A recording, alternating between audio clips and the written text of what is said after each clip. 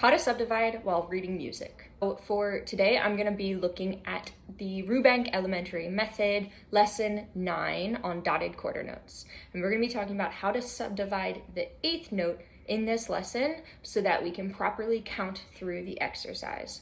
So first things first, I'm just going to go in and I'm going to label all of the beats, including the eighth notes, in this exercise. Once I've done that, I'm gonna make sure I understand how many eighth notes I need to be subdividing in each of the longer beats. So for example, in the dotted quarter note, I'm gonna have 3 eighth notes that I need to subdivide.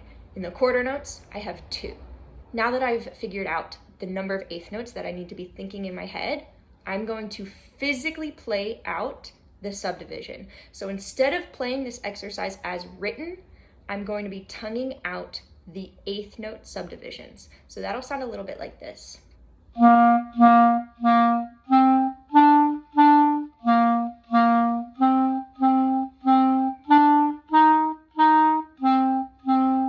And I'll continue through the rest of the exercise. I usually like to repeat that process about 3 or 4 times until I feel like I've really internalized that eighth note subdivision. And now that I have that eighth note beat internalized, running through my head, I'm gonna try and play it as written, but thinking out and remembering the sound of the tongued subdivision while I go.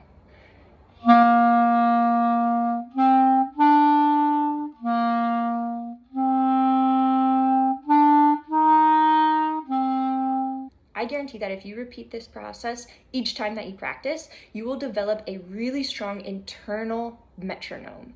And this will help you figure out how to count through any exercise or any piece that you're working on.